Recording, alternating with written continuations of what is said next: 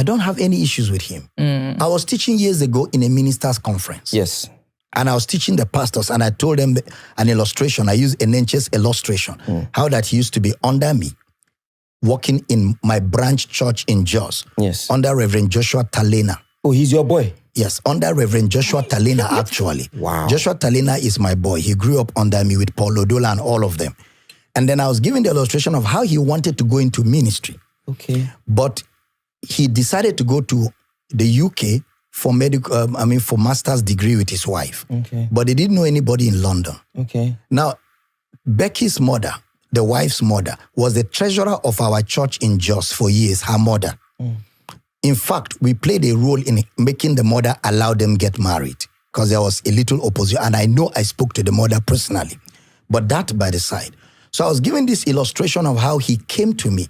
And he said, if I have people in the UK that can give him scholarship, him and his wife want to go and read masters, so that when they come back from the UK, they can start medical missions from village to village and all of that.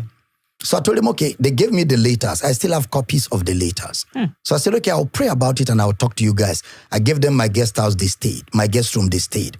I prayed that night. And in the morning, the Spirit of God spoke to me that no, he shouldn't go to London. He should go and start ministry now. And I woke up in the morning and I called him and the wife and I told them and I prayed for them. And he said to me, but he doesn't know where to go. And I said, I hear Abuja in my mind. Pray about it. And he said, okay, but I don't have anybody in Abuja. And I told him, when you get to Abuja, when you get to Jos, go to Abuja, arrive early in the morning. Just do evangelism on the streets. As you begin to preach, you will come across somebody who will receive the gospel and give you a place to stay. And exactly like I said, it happened. So I was giving that illustration and I mentioned all of that. Then after a few years, I began to hear that they were saying that I didn't ordain Paul Enenche, that Paul Enenche doesn't know me, that I'm envious is because his church is bigger than mine. That's why I'm trying to identify with him by force. And all those talks began to come out. And then people started asking those questions again.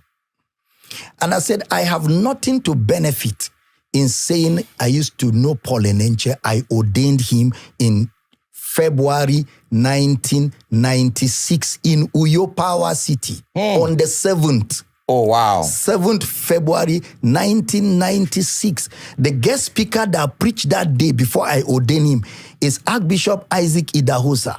Wow. Who was a vice presidential candidate of NNPP. He preached that day. Panampesi Paul sang. Wow. With his team. Aide was there. Tom Moses was there. They sang before I ordained him. So it was not done at the back. It was done right in front of people. There are members in my church today who were there when it happened. Lawyers, doctors, they were all there on that day in February 1996. And then he went to Abuja and started the church. And when the church was to move into Sheraton, because they had a guy called Adamu who received Enenche, gave him a place to stay in Abuja. His name is Adamu. And this Adamu of a guy sponsored for them to move into Sheraton because the parlor they were using was no more enough. So when they moved into Sheraton and got the smallest room in Sheraton that takes 80 people, he called me to come and preach. I went to Mina to preach for somebody. I had to come back to Abuja to come and preach for him. And on my way, I took Archbishop John Praise and Bishop Jonas Katung. They are ministers, they are still alive. They came with me and I preached for him in that 18 people service. Then after that, we arranged a conference where I went to Abuja in 1997, January. And I preached. And after the preaching, Archbishop Idahosa was with me. Archbishop started telling them, all of you need to come to Uyo for Power Word Convention in February. Because then all the people that submit to me spiritually, when I'm doing my convention, they come from all with their church members to attend. You understand? So when they began to say that I didn't ordain him and all kinds of things began to fly, I just went to my archives and I pulled out the first video and I threw it out. Videos don't lie. And I have others. But I didn't want to get to that level. Did he say you did or he said you didn't? He has not said I did or I didn't. But his friend Ibiome in Port Harcourt said I lied, I'm a thief. They say I'm a rat. That rats don't give birth to giants. And so last Sunday I said to them, and they forget that it's a small David with stone that killed the giant Goliath. I have nothing to benefit from that story other than putting the record straight. What's the issue with Ibiome that you have? Because for him to have replied like that, it seems he's really angry at you. Maybe the tithe, the transactionary gospel. You know, I have many enemies now because of that. Yeah. But I have no worries. I'm not bitter. I'm not angry. I just need to put the record straight so everybody will see what is there and what is not there. Do you think they are angry, Ibiome and the rest of them, much respect to him, and plenty other pastors? Do you think that most of them that are visibly angry and it's coming out on social media, which everybody's saying, do you think they are angry because they think you are spoiling the gospel, because they believe that, oh, how can he be fighting the body of Christ? When I was preaching that gospel, I was a master in that gospel. Some of them is my template they are using. Yes, because there are videos of you saying that if you don't pay your tithes, divorce will come for you. I was Baba. That gospel. Most of them is from me. They learned. When I started ministry, BMA had not become born again. He had not been born again when I started. He was still in Sele. When I started, he's a Celestial Church? Yes, he's from Sele. Okay? That's what they alleged. But when I started ministry, I had not come into the kingdom. I started ministry in 1984. 1984 was when I started preaching. Not born again. Oh, you can be preaching and not be born again? No, he was born again before. That is, I wasn't born again in 1984. I was preaching gospel in 1984. Okay. So it's not today. It's not today. So when did this change? Did your format cast? Respectfully. My format didn't cast. What happened was, you know, that shade of the gospel came in very slippery. I didn't even know when it came in. It was a gospel that started by saying, men of God should not be poor because God is not poor. Like that. It came from America. And it started making sense. And then we started seeing some men of God raising money and living better. So we also wanted to live better. So we bought their ideology and we improved on it. And it worked for a period for me. I was all over the world. They were inviting me everywhere. I was the darling of all of them. And nobody attacked me when I was preaching that. Because they were making the money. The moment I shifted, and why did I shift? I got to where I was feeling empty.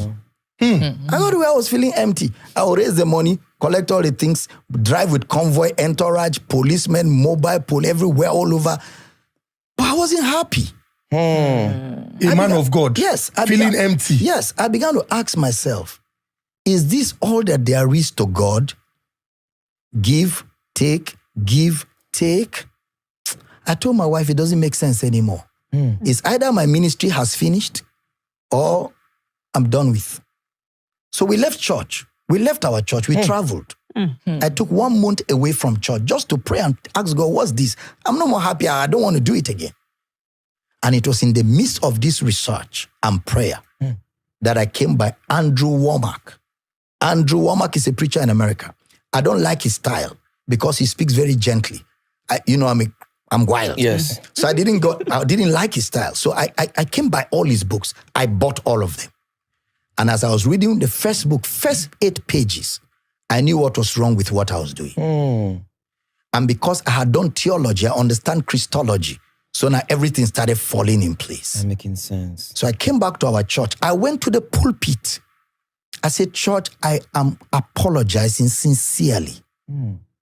All the things I told you about tithe, seed, all that is not true. Please forgive me. Wow. If you allow me, I will make the record straight. But if you feel you can't trust me anymore and you want to leave, I understand. But those who can stay, I will make the record straight. Half of our church left. Half stayed. Then I started teaching.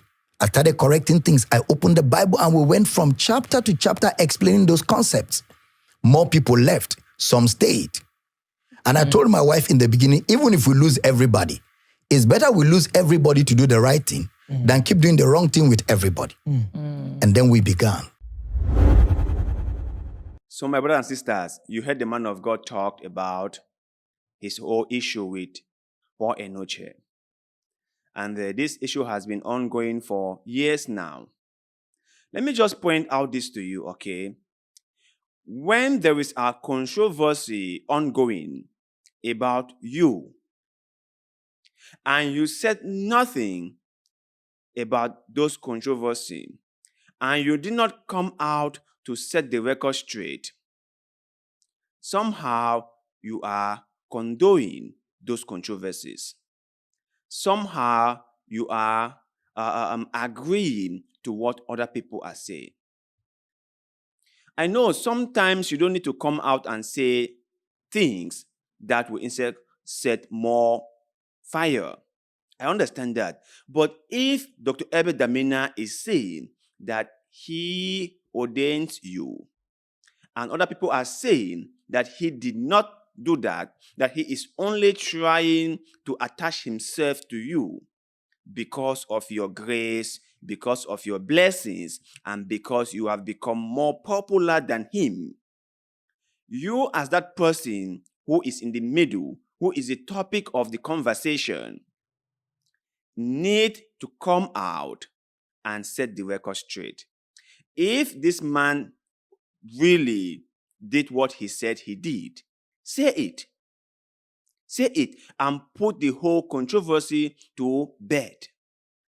Say it. And if the man did not do what he claimed to have done, say it. Say it.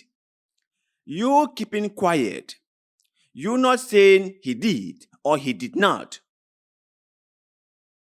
only goes to strengthen the narrative that he did not.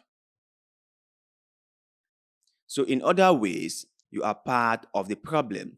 I watched a video where Dr. Paul Enenche was fuming and saying that you should never ever disregard someone who gave you a platform when you had none. You should never ever deform a person who helped you when there was no one to help you. You should never ever talk ill against someone who was there for you when you had nothing. He was saying all that, and honestly, I was in line with him because I believe that too.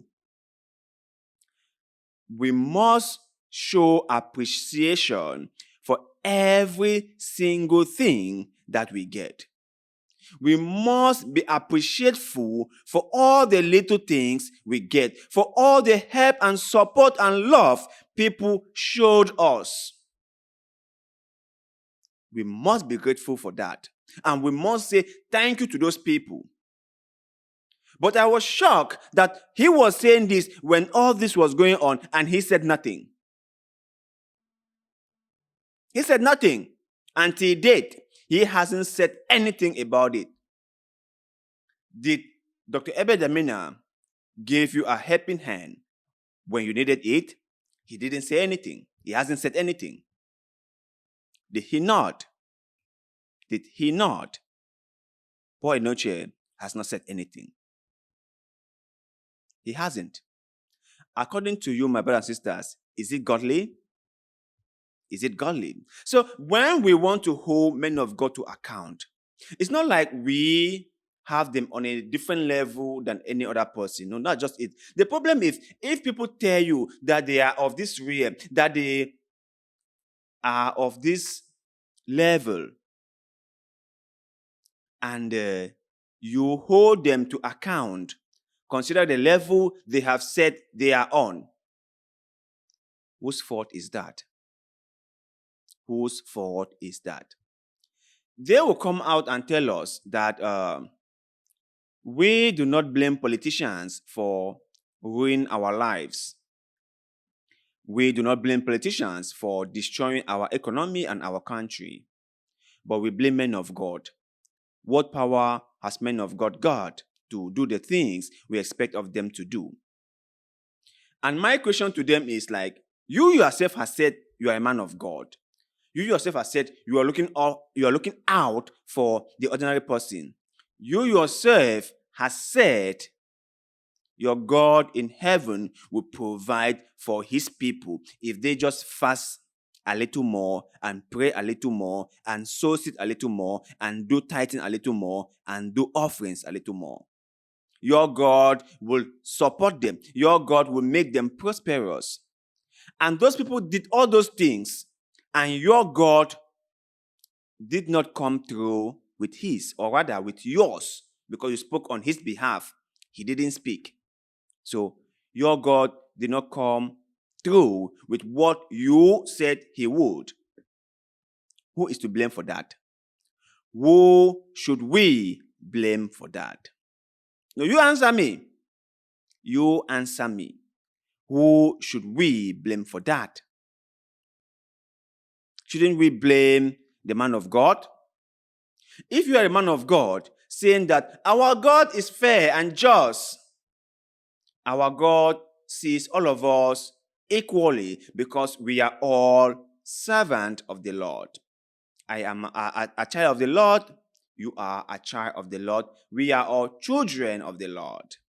You say that. And then we worship together. We pray together. We fast together. You became a multimillionaire. I can hardly even eat. How is that fairness? How is that fair to you? How is that fair? And I totally get it. Not everyone can be rich at the same time. Not everyone get to pass an exam. Not everyone get to succeed in life. That I know. But that success wasn't promised to everyone. For example, a teacher cannot come to class and say, everyone will pass the exam because we are all equally. A teacher will say, if you work hard, you will pass. If you study, you will pass. They will not say, because we serve, and because we all came to school, we all sat in the classroom, so all of us will pass. They won't say that. But in the church, they will tell you, because we are all children of the Lord, and we all love our Most High God, and we are all doing things to praise the Lord. So, by that virtue, we are all going to be successful. And the only person who becomes successful is the man of God. So, I believe, or I think that Dr. Pastor Paul Enenche should have done the right thing. Now, I'm not saying that Dr. Abel did what he claimed he did, and I am not saying that Dr. Abel did not do what he said he did. It is left for Dr. Paul Enenche to go out there and clear the air, to go out there and set the record straight. If he really believes that people should be grateful when other people do something to them, or people must show appreciation towards other people for all the love and support and the helping hands, he has to do the same. He must do the same. And how can he sit there and watch Pastor Abiomi insult Dr. Abel on the pulpit and he said nothing? How can he do that? And him just keeping quiet about this issue only goes to encourage other people who are his friends to insult Dr. Abel Damina. It's exactly what they are doing. It is exactly what they are doing. So, Dr. Paul Enenche, you claim to be a man of God. You say you're a pastor, you are a servant of the Lord. I did not say that. You said it. And I believe you when you say it. So, do what is right. Do the godly thing here. Set the record straight.